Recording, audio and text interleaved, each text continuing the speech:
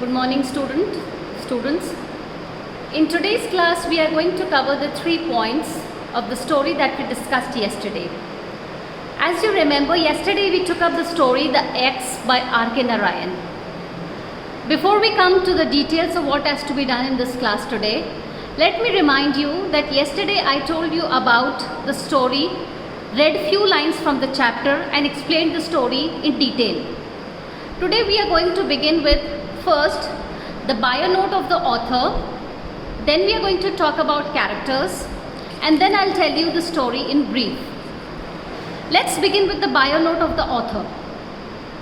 Yesterday, while discussing the story The Axe by R.K. Narayan, I told you that we have the Trinity in Indian writings in English. Trinity is 3, and the 3 most prominent writers of Indian writing in English are R.K. Narayan, Mulk Raj Anand and Raja Rao. The 3 together are known as the Trinity of Indian writings in English. But we have to focus on the writer prescribed in our syllabus, R.K. Narayan. So let me tell you a little bit about R.K. Narayan. R.K. Narayan is one of the most celebrated Indian novelists writing in English. Most of his stories were set in the fictional South Indian town of Malgudi. His works captured the essence of ordinary life. The first novel that he wrote, Swami and Friends, was published in 1935. Besides novels, he wrote short stories, travelogues, condensed versions of Indian epics in English, and his memoir. To talk about him further, he was born to a school teacher father. He took the name R.K. Narayan at the suggestion of his close friend, another great author, Graham Greene. He learned Tamil and English in school. He did his initial studies at the residence of his grandmother and eventually moved to Mysore with his parents, when his father got appointed as headmaster at the Maharaja's High School in Mysore. R.K. Narayan earned his bachelor's degree from the University of Mysore and went to the United States in 1956 at the invitation of the Rockefeller Foundation. His literary career began with his short stories which appeared in the Hindu newspaper. He began to work as the Mysore correspondent for Justice, a Madras-based newspaper. When he could not get his first novel Swami and Friends published, a mutual friend showed the draft to Graham Greene, who agreed to arrange for its publication. He won numerous awards and adulations during his lifetime. These include the Sahitya Academy Award in 1958, the Padma Bhushan in 1964, the A.C. Benson Medal by the Royal Society of Literature, besides the Padma Vibhushan in 2000. He was nominated to the Rajya Sabha in 1989. This great storyteller passed away on May 13, 2001 at the age of 94. Narayan played an exceptional role in making India accessible to the outside world through literature. So when we go through the bio note of R.K. Narayan, we realize that he was one of those first writers writing in English in India, and he is to a fair degree responsible for the spread of English not only in India but also showing to the West that yes, Indians are capable of writing in English. Now let us come to the second point, that is characters. When we talk about characters involves those particular people who are there in the story. But as I told you yesterday, the story focuses only around Velen. So instead of saying that we have characters in the novel, we can just say that we have one main protagonist of the story, and that is Velen. Now coming to the story in brief. Since we have paucity of time, I was not able to read out the entire lines of the text. But let me tell you the story in brief. When the story begins, an astrologer is passing through the village. He foretells that Velen would live in a 3-storied house surrounded by many acres of land. When the astrologer speaks this about Velen, everybody is surprised because this is a family which does not have much to eat.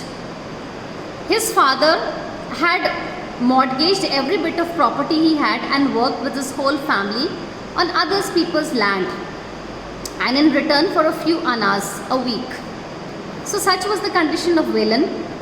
And a 3-storied house for Velen, indeed, this was something which was indeed magical and which was not easy to believe by all the villagers. As the story progresses, we come to know that at the age of 18, Velen leaves home. And the reason is that his father slapped his face one day for coming late with the midday meal. And that he did in the presence of so many people, which hurt Velen a lot. The reaction of Velen was he put down the basket, glared at his father and left the place. Once leaving the village, he kept on walking and walking till he came to the town. He starved for a couple of days, begged here and there, and then finally he meets a man who assigns him the job of a gardener. The main job of Velen is to destroy all the vegetation that he saw, the unwanted plants or the weeds that were growing, and convert that particular piece of land into a so-called garden. So Velen does this successfully, and while this is going on, the construction of the house is also taking place. As the construction of the house begins, and slowly it turns out to be a grand mansion.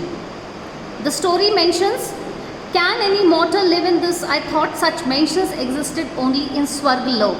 This is what Velen feels about the house. It is so huge. So now Velen has been given the job of a gardener in the house, and his function or his job is to look after the garden and the maintenance. Slowly as time passes, Velen is perfectly contented and happy. He demands nothing more from life. As far as he could see, the people in the big house, they are also equally happy with their life, and they have no reason to complain. But as we all know, death is inevitable. The master of the house grows old, and one night Velen is awakened by people and given the news that the master is dead. The very first thing that strikes Velen's mind is, what is to happen to the garden and to me? The sons are no good, he thinks. And this indeed proves true, because the sons, they stay in the house for a year, they quarrel among themselves, and then they go away to live in another house. After a year, another family comes as tenant, and the moment they saw Velen, the reaction is, old gardener, don't be up to any tricks. We know the sort you are. We will sack you if you don't behave yourself.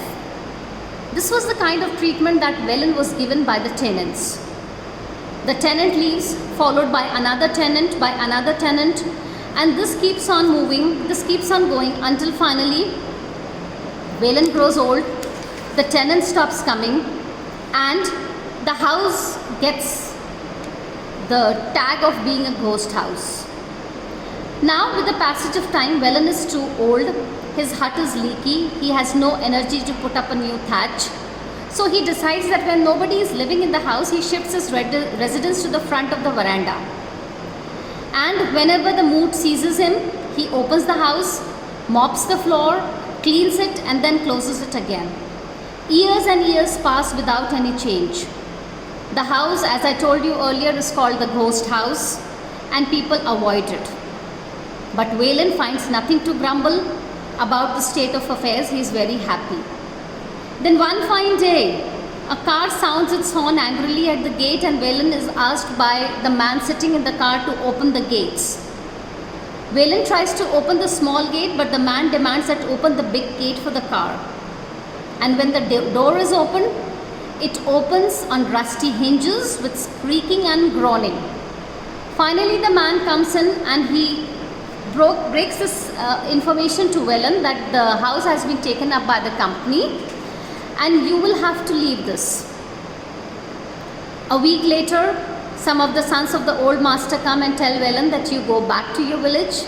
The house is sold to a company. They are not going to have a garden, and they are going to cut down the fruit trees. Now this is okay till here, but during the end of the story, when the writer finishes the story, suddenly one fine day, the dull noise of a blade meeting a trough surface reached his ears. Velen gets up and rushes out. He sees that 4 men are hackling the massive trunk of the old Margosa tree. Remember, the old Margosa tree is the same tree which Willett planted, the sapling of this. He lets out a scream. Stop that! He took his staff and rushed at those who were haggling. What is the matter? They asked. Valen wept. This is my child. I planted it. I saw it grow. I loved it. Don't cut it down. But it is the company's order, they say, and we can't do anything. Valen stops thinking for a while, and then he said, will you at least do me this good turn? Give me a little time. I will bundle up my clothes and go away. The man agreed to what the old man says. And when Valen comes out of the hut, he has the bundle on his head. He looks at the tree cutter and says that you're very kind to me, but please make sure that you cut the tree only when I'm gone a little far. The tree cutters were sitting on the ground. They watched the old man grow, and even after half an hour they hear the indistinct voice of the old man coming that don't cut this tree. I'm still hearing, please wait till I'm gone farther. So this is how the story ends.